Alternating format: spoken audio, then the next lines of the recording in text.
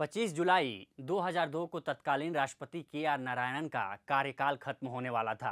कांग्रेस नेतृत्व यूपीए और बीजेपी नेतृत्व वाले एनडीए में राष्ट्रपति उम्मीदवार को लेकर गहमा-गहमी चल रही थी।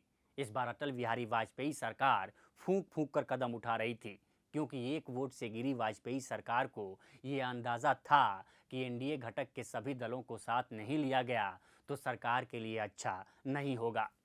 दूसरा ये कि वाजपेयी सरकार के पास इतने वोट भी नहीं थे कि अपने दम पर वो राष्ट्रपति बना सकें।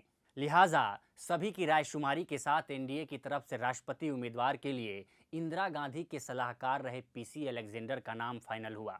लेकिन वाजपेयी सरकार को बाहर से समर्थन दे रहे तेलुगु देशम पार्टी के प्रमुख चंद्रबाबू नायडू ने पीसी अलेक्जेंडर के नाम पर वीटो लगा दिया। तब वाजपेयी सरकार ने मुलायम सिंह यादव द्वारा सुझाए गए नाम पर आगे बढ़ने का फैसला किया। इस नाम पर चंद्रबाबू नायडू भी सहमत हो गए। मुलायम सिंह ने राष्ट्रपति उम्मीदवार के तौर पर जिस नाम को सुझाया था वो नाम था डॉक्टर एपीजे अब्दुल कलाम। नमस्कार, मैं उपेंद्र कुमार। सियासत में आज बात मिसाइल मैन, भारत रत्न अबुल पकीर जैनुल आबदीन अब्दुल कलाम की।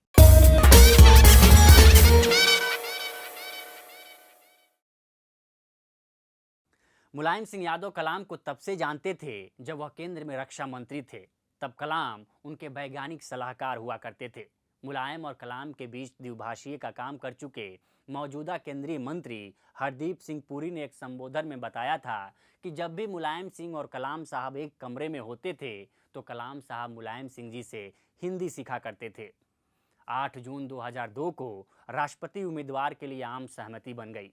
दरअसल कलाम को राष्ट्रपति उम्मीदवार बनाने के पीछे कई कारण थे। पहला, पोखरण परीक्षण को लेकर राजनीतिक माइलेज लेना था। दूसरा, कलाम एक सम्मानीय चेहरा थे। और तीसरा, एनडीए को लगता था कि कलाम के नाम पर विपक्ष एकजुट हो जाएगा। चौथा और महत्वपूर्ण कारण अल्पसंख्यकों को संदेश देना था, क्योंकि उसी वक्त गुजरात में गोधरा जैसा बड़ा कांड हुआ था जो अल्पसंख्यकों में भय का कारण बन गया था। कलाम को उस समय तक अपनी उम्मीदवारी का पता नहीं था। कलाम का नाम फाइनल होने के बाद वाजपेयी ने उनसे बात करने की इच्छा जाहिर की।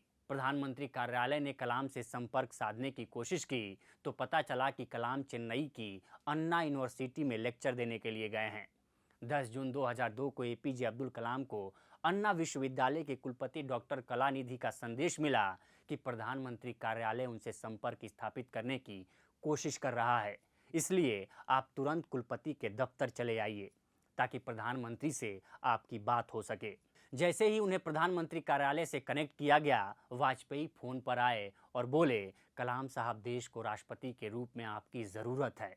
कलाम ने वाजपेयी को धन्यवाद दिया और कहा कि इस पर विचार करने के लिए मुझे 1 घंटे का समय चाहिए। वाजपेयी ने कहा, आप समय ज़रूर लीजिए, लेकिन मुझे आपसे हाँ चाहिए, ना नहीं।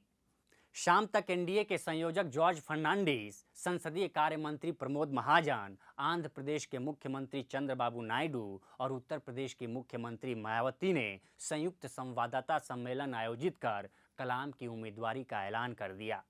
कलाम शायद भारत के पहले गैर राजनीतिक राष्ट्रपति चुने गए, क्योंकि कलाम की राजनीतिक अनुभवहीनता तब उजागर हुई जब उन्होंने 22 मई की आधी रात को बिहार में राष्ट्रपति शासन लगाने का अनुमोदन कर दिया, वो भी उस समय जब वो रूस की यात्रा पर थे। साल 2005 के विधानसभा चुनाव में किसी भी पार्टी के बहुमत न मिलने पर तत्कालीन राज्यपाल बूटा सिंह ने सभी विकल्पों को तलाशे बिना बिहार में राष्ट्रपति शासन लगाने की सिफारिश कर दी थी। केंद्रीय मंत्रिमंडल ने एक बैठक के बाद उसे तुरंत राष्ट्रपति के हस्ताक्षर के लिए फैक्स से मॉस्को भेज दिया। कलाम ने इस सिफारिश पर रात 1:30 बजे दस्तखत कर दिए, लेकिन 5 महीने बाद सुप्रीम कोर्ट ने इस आदेश को गैर संवैधानिक करार दे दिया, जिसकी वजह से यूपीए सरकार और खुद कलाम की बहुत किरकिरी हुई। कलाम ने खुद अपनी किताब a journey through the challenges में लिखा कि वो सुप्रीम कोर्ट के इस फैसले से इतना आहत हुए थे कि उन्होंने इस मुद्दे पर इस्तीफा देने का मन बना लिया था। लेकिन तत्कालीन प्रधानमंत्री मनमोहन सिंह ने उन्हें ये कहकर ऐसा न करने के लिए मनाया कि इससे देश और दुनिया में गलत संदेश जाएगा। लेकिन कलाम कूटनीति में आगे थे। जब साल 2005 में जनरल परवेज मुशर्रफ भारत आए तो राष्ट्रपति एपीजे अब्दुल कलाम से भी मिले। मुलाकात से एक दिन पहले कलाम के सचिव रहे पीके नायर उनके पास ब्रीफिंग के लिए गए। पीके नायर ने कलाम को बताया कि सर, कल मुशर्रफ आपसे मिलने आ रहे हैं। उन्होंने जवाब दिया, हाँ मुझे पता है। नायर ने कहा कि वो ज़रूर कश्मीर का मुद्दा उठाएंगे, आपको इसके लिए तैयार रहना चाहिए। कलाम ने झट से जवाब दिया कि उसकी चिंता मत करो, मैं सब संभाल लूँगा। अगले दिन ठीक 7:30 पर परवेज़ मुशर्रफ अपने काफिले के साथ राष्ट्रपति भवन पहुँचे। उन्हें पहली मंजिल पर नॉर्थ ड्राइंग रूम में ले जाया गया। कलाम ने उनका स्वागत किया। मुलाकात का वक्त 30 मिनट तय था। कलाम ने बोलना शुरू किया, राष्ट्रपति महोदय, भारत की तरह आपके यहाँ भी बहुत से ग्रामीण इलाके होंगे। आपको नहीं लगता कि हमें उनके विकास के लिए जो कुछ संभव हो करना चाहिए? जनरल मुशर्रफ के पास हाँ के अलावा और कोई शब्द नहीं था। वो कलाम के सामने अपने को निरुत्तर समझ रहे थे। कलाम बोलते रहे। इस बार कलाम ने मुशर्रफ को पूरा का मतलब समझाया। उन्होंने कहा कि मैं आपको संक्षेप में पूरा के बारे में बताऊंगा।